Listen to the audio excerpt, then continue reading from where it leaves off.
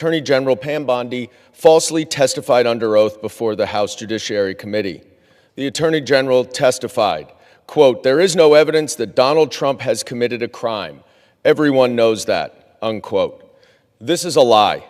In the 3 million or so documents that the DOJ has disclosed to Congress under the Epstein Files Transparency Act, there is credible evidence that Donald Trump committed a crime.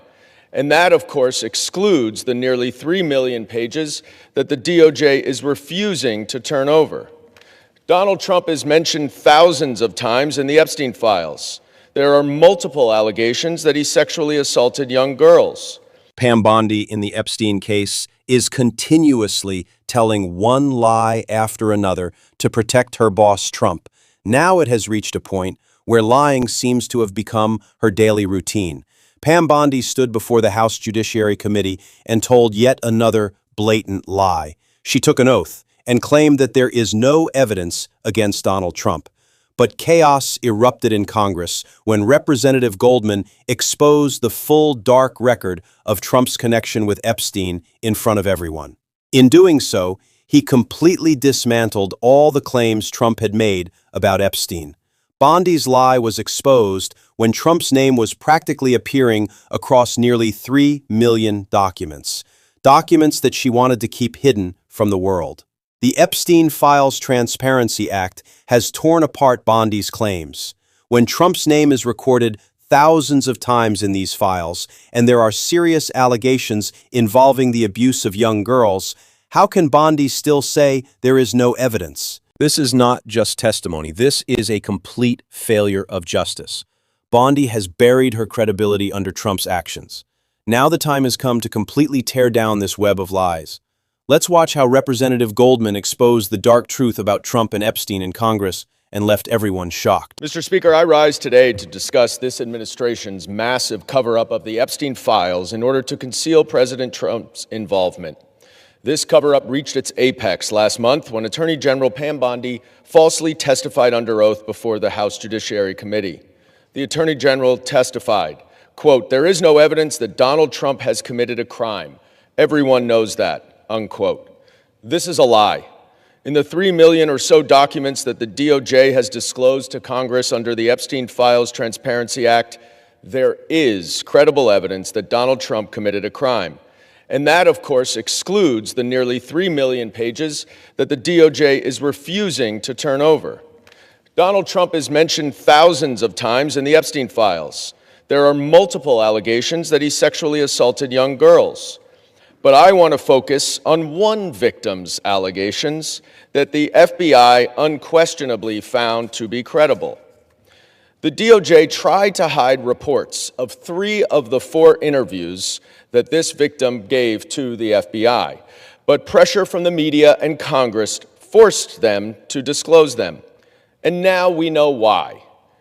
She credibly accuses Donald Trump of sexually assaulting her when she was between 13 and 15. In each of her interviews, this victim recited the same account of her interaction with Donald Trump. On August 7th, 2019, she explained that she was between 13 and 15 when she was left alone with Donald Trump, who, quote, mentioned something to the effect of, "Let me teach you how little girls are supposed to be." Trump unzipped his pants and put her head down, quote, "down to his penis," bit the S out of it. Trump struck the victim and said words to the effect of, "Get this little B the hell out of here." The victim advised that she bit Trump's penis because he disgusted her. She provided some additional details in the next interview 2 weeks later, and then a month later, she met again with the FBI and asked, quote, what the point would be of providing the information at this point in her life when there was a strong possibility nothing could be done about it. She didn't speak to the FBI again. But the FBI certainly found her story credible. In a 21-page PowerPoint presentation that the FBI made to prosecutors, they included this victim's testimony. They would not have done so if they did not find the evidence credible, which means that Attorney General Bondi lied when she stated under oath that there is no evidence that Donald Trump committed a crime. But we're just scratching the surface, because the Epstein files also reveal that Donald Trump has made false statements over the past quarter century about Jeffrey Epstein. We know in 2002 he called him a terrific guy and said, quote, "It is even said that he likes beautiful women as much as I do, and many of them are on the younger side."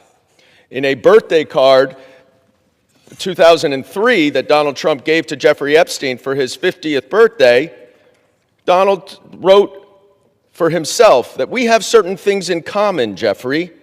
Enigmas never aged. Have you noticed that? A pal is a wonderful thing. Happy birthday.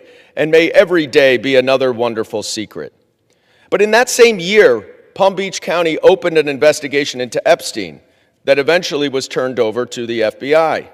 The investigation became public in 2006, and the Palm Beach County police chief received a call quickly after from Donald Trump, where Trump told him, "Thank goodness you're stopping him.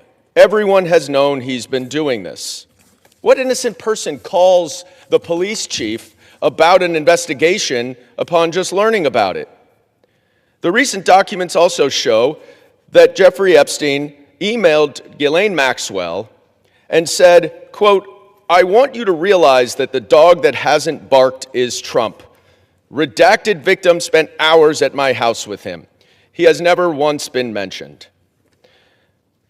Trump also denied that he ever went on Epstein's plane.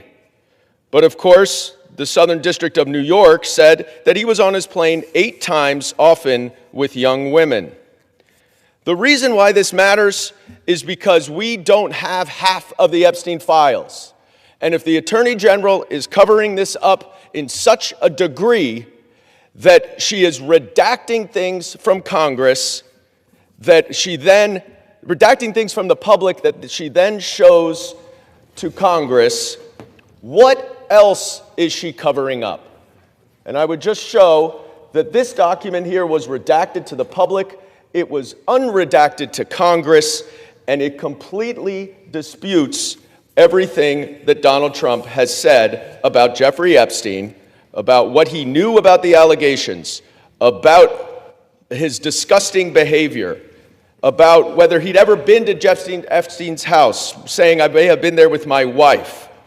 Asked if any young girls were there. No. He may have had children of guests, but that's it. Well, we know that's not the case. Now, why is this important? Because if the Attorney General is covering up this information that she then reveals to Congress, what else is she covering up about Donald Trump's involvement in the Epstein files? I yield back. Pam Bondi clearly stated that there is no evidence against Donald Trump. But this is where the questions begin, because the record is pointing in a different direction. Millions of documents released by the DOJ repeatedly mention Trump, and these are only the documents that have been made public. A similar number of pages are still not disclosed. So the question is simple. If everything is clear, then why is so much data still being withheld? Now the second point.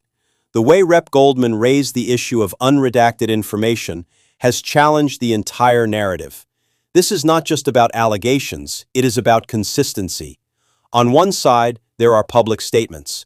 On the other side, there are references inside the documents.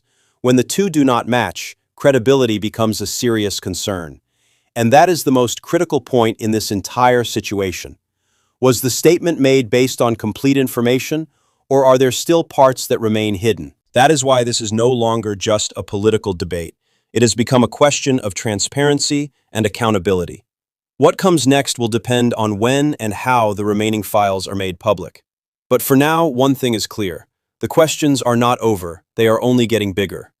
If you like fact-based breakdowns like this, make sure to subscribe to the channel, like the video, and share your opinion in the comments.